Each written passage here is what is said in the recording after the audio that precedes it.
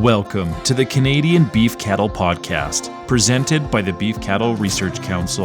The most popular content from beefresearch.ca, available on the go. Before we get into this week's episode, a quick message from the BCRC. Research has shown that beef cattle have better gains and improved herd health when they are provided with consistent, high-quality stock water. Added benefits include better reproductive performance, safer watering sites, increased longevity of the water source, and improved pasture use. Producers interested in installing a new stock water system should consider factors including the time of year the system will be used, water capacity required, water source, and location. The BCRC's Watering System Calculator is a useful tool producers can use to estimate the economics associated with installing a new pumped watering system based on each unique situation. A link to the calculator can be found in the show notes. This episode is titled Adaptive Winter Grazing Strategies.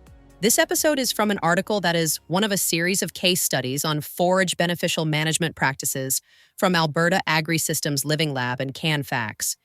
It is reprinted on beefresearch.ca with permission, and the link can be found in the show notes. Extended grazing can play a key role in lowering your feed costs and can have positive benefits for the health of your land.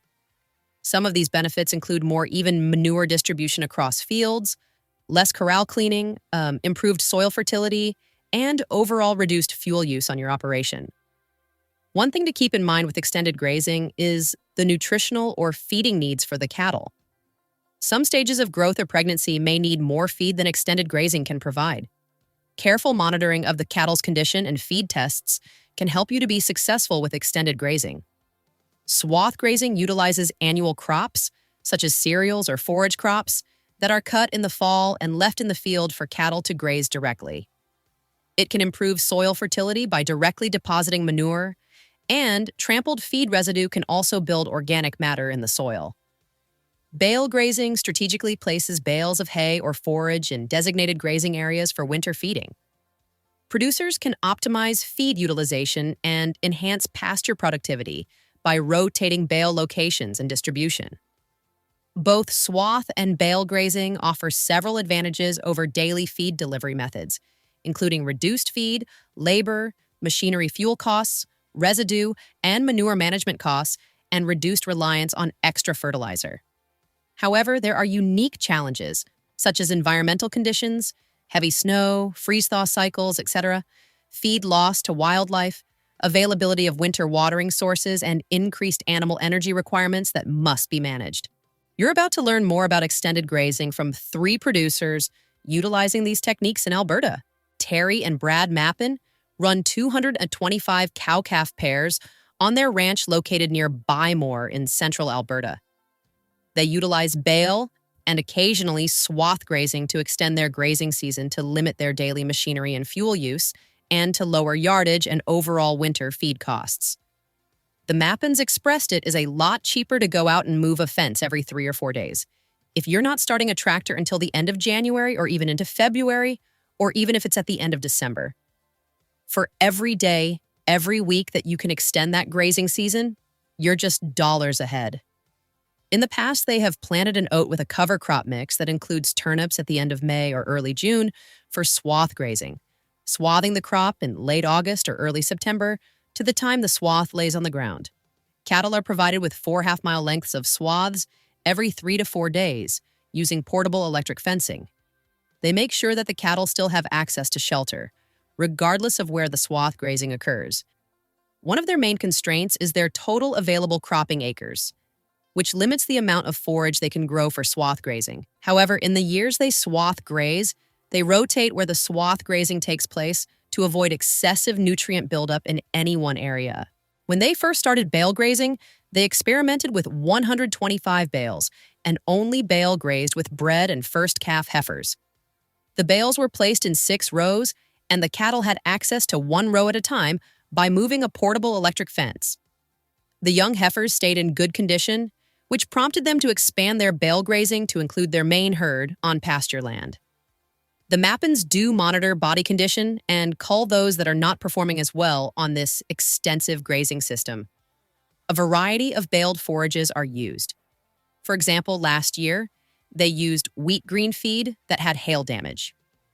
After bale grazing is complete for the season, their cattle remain in an extensive winter feeding system, but are moved to crop stubble where they are fed silage.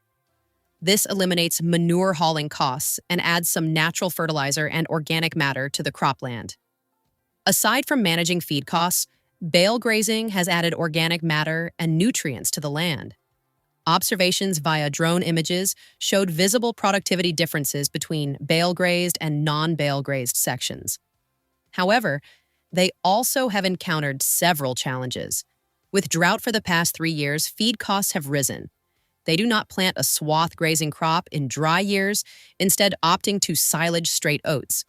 They try to maintain a 2 to 3 year supply of stockpiled silage or other forages as their insurance policy, so that they have enough winter feed for their herd in dry years. But several dry years in a row has lowered the desired stockpile inventory. Kelly and Glenn Hall's ranch is located near parkland in southern Alberta, where they raise 180 head of Simmental cross cows and custom feed backgrounders. As seasoned practitioners of both bale and swath grazing, their approach prioritizes cost reduction and labor efficiency, while fostering land rejuvenation. They have a goal to convert land they currently swath graze back into perennial forage production for a full bale grazing setup. In their swath grazing endeavors, Kelly and Glenn strategically rotate cattle off swath grazed fields before spring ground softens to prevent soil compaction. Additionally, they adjust grazing directions each year to distribute manure evenly. When thin swaths are at risk of rain damage or wind dispersal, they opt to bale those swaths to preserve nutritional value. The Hall's bale grazing is aimed at reducing manure hauling costs associated with confined feeding systems. When they transitioned to bale grazing a decade ago, they started with mature cows nearing the end of their second trimester. Now, replacements, along with first and second calvers, are separated from the mature cow herd and fed in a separate bale grazing group to reduce feed competition and allow these younger animals to maintain body condition over the winter more easily. Before the winter feeding season, Kelly and Glenn calculate approximately how much feed will be needed. They start by estimating feed intake at 2.5% of body weight per day and add in a bit more for supplementation or increased intake during extreme weather. Then, using the number of cattle in each group and 3-day feed allocations, they can determine the pounds of forage, or number of bales, needed to optimize feed utilization, using temporary fencing to only allow access to that amount of feed. Before letting cattle into each individual section, bale twine is removed. Overall, they find hay is less wasteful than green feed for bale grazing because green feed often falls apart faster after taking the twine off. It just poofs when you take the strings off compared to hay. Hay sticks together better. Green feed is a little trickier because it just kind of explodes when you take the twine off because it's slippery. Cows are much more respectful of a round bale than the yearlings are. They leave the bales in the field where they were made to minimize transportation and add nutrients back into the soil. They bale graze multiple fields that have perimeter fencing and water access and try to rotate them from year to year. The fields selected for bale grazing also depend on that year's forage yield, as they would rather take the cattle to the bales. When the cows are given their pre-calving vaccinations, they are taken off bale grazing, put on stockpiled grass, and supplemented with rolled-out bales. Kelly and Glenn like to remove cattle from the hay fields before the ground softens to avoid ruts and to keep those fields from getting too rough. Some of the challenges faced are weather and wildlife, including mule and white-tailed deer consuming forage. However, the weather is a greater concern for Kelly and Glenn, as Chinooks can cause snow to drift and build up on the sides of bales, making twine removal difficult. Sometimes a hard crust forms on top of the swaths, making them harder for the cattle to access. To mitigate the impacts of wind and blowing snow, they use portable wind fences to provide protection for both the cattle and feed. Kelly and Glenn noted that their cattle have more room to exercise and are healthier and even happier. They also find the cattle are cleaner, with less tag in the winter grazing system compared to the confined system. For many years, Doug and Deb Skeels have run a cow-calf operation with 60 cows and a backgrounding operation south of Rocky Mountain House. They have been bale grazing for about 10 years and have used other winter feeding systems in the past, but find bale grazing is the best fit for their operation. In the fall, after weaning, the bred heifers and young cows are separated from the main herd for winter feeding, limiting competition for feed and ensuring heifers maintain body condition. Once the cows are older, they join the main cow herd on bale grazing.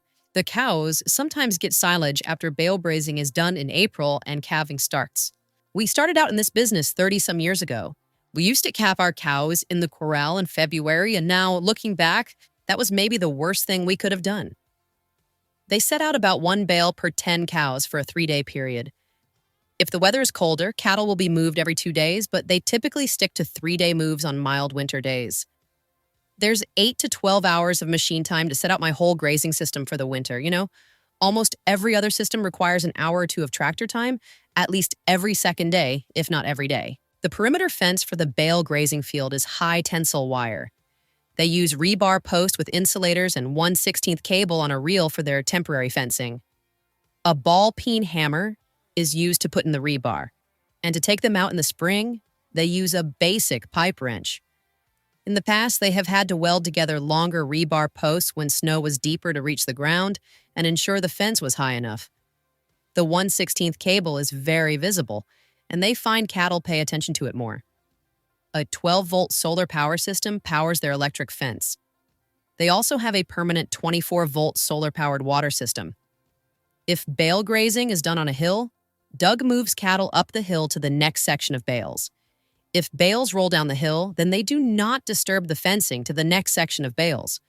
The Skeels prefer to use net wrap and stand the bales on end to make it easier to remove the net wrap.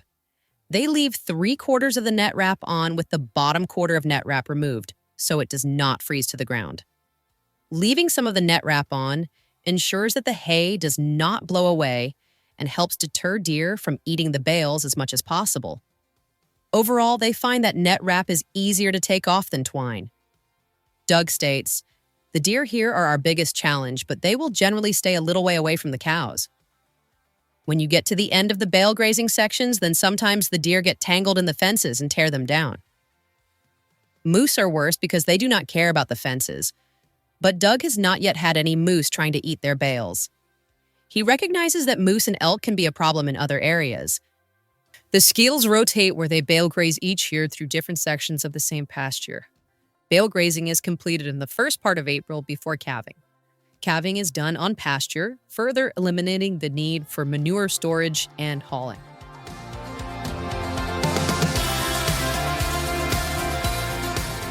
Thank you for listening to this week's episode. You can find all relevant links and information at beefresearch.ca or in the show notes. The Beef Cattle Research Council is funded by the Canadian Beef Cattle Checkoff and strives for excellence in the production of Canadian beef, cattle, and forage through research, innovation, and extension. Tune in every Tuesday as the Canadian Beef Cattle Podcast delivers straightforward insights, expert information, and a wealth of practical knowledge for Canadian beef producers. Subscribe now.